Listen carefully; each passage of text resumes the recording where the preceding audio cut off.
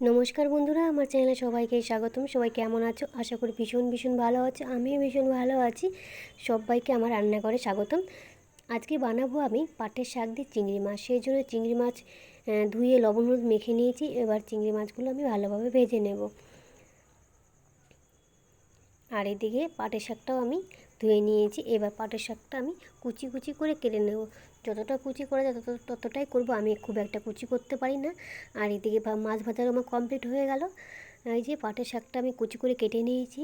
সাথে লাগবে আমার লঙ্কা, পেঁয়াজ, কালো জিরে, তেজপাতা আর শুকনো লঙ্কা। সব কিছু আমি রেডি করে নিয়েছি। লঙ্কাটা চাইলে তোমরা কম দিতে পারো, চাইলে বেশি দিতে পারো। আমি এইতটাই দিলাম। তো বন্ধুরা, কড়াই বসিয়ে দিলাম। আবার কড়াইটা গরম হলে কড়াইতে আমি দিয়ে দেব তেল। তেল দিয়ে দিয়েছি। তেলটা গরম হলে দিয়ে দেবো আমি ফোড়নে কালো জিরে। কালো জিরেটা দিয়ে দিলাম। এবার আমি দিয়ে দিলাম একটা শুকনো লঙ্কা আর সাথে তেজপাতা। এবার একটু ভেজে নিয়েই আমি পেঁয়াজ কুচিগুলো দিয়ে দিব। পেঁয়াজ কুচিটা দিয়ে দিলাম। এবার পেঁয়াজ কুচিটা কিছুক্ষণের জন্য ভেজে নিচ্ছি। এই রান্নাটা একদমই খুব কম তেলে রান্না করা যায়, বেশি একটা তেল লাগে না। আর এইভাবে চিংড়ি মাছ দিয়ে যদি পাটের শাক রান্না করা হয়, খেতেও কিন্তু খুব ভালো লাগে। তো পেঁয়াজ কুচিগুলো আমার ভাজা হয়ে গেছে। এবার আমি লঙ্কাটা দিয়ে দিচ্ছি। লঙ্কাটা তেলে ফোড়ন দিলে ভালো হতো, কিন্তু আমি দিই না। কেননা যদি তেলের মধ্যে আমি লঙ্কাটা ছাড়ি তাহলে আমার ভীষণভাবে কাশি হয়। সেই জন্য আমি দিতে পারি না, ওই জন্য পরে দিয়ে দিই। তোমরা তেলের মধ্যেও ছাড়তে পারো। এবার কেটে রাখা শাকগুলো আমি দিয়ে দিলাম। এবার শাক দিয়ে একটু নেড়ে চেড়ে নিচ্ছি। নাড়াচাড়া হয়ে গেলে আমি দিয়ে দেবো লবণ আর হলুদ। লবণ হলুদ দিয়ে আর একটু নেড়ে চেড়ে নিচ্ছি। এবার কিছুক্ষণ ভাজা ভাজা ভাজা করে নেব।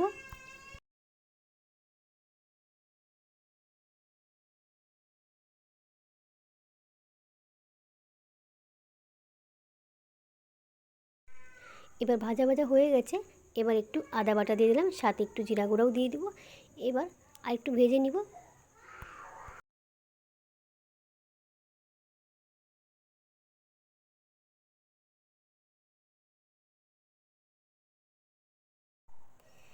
এবারে ভেজে নিয়ে আমি অল্প করে জল দিয়ে দিব।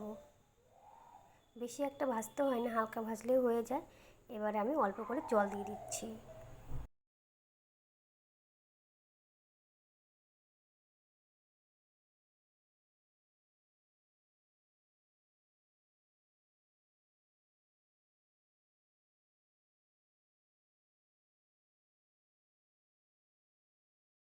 কোনো ঢাকা দেওয়ার দরকার নেই, এমনিতেই এগুলো শাকটা সেদ্ধ হয়ে যায়।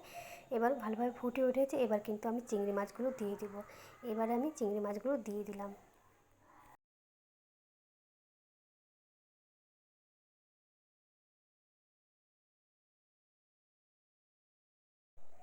চিংড়ি মাছ দিয়ে 1 মিনিট নাড়াচাড়া করে নামিয়ে নিলে রেডি হয়ে যাবে পাট শাক দিয়ে চিংড়ি মাছ।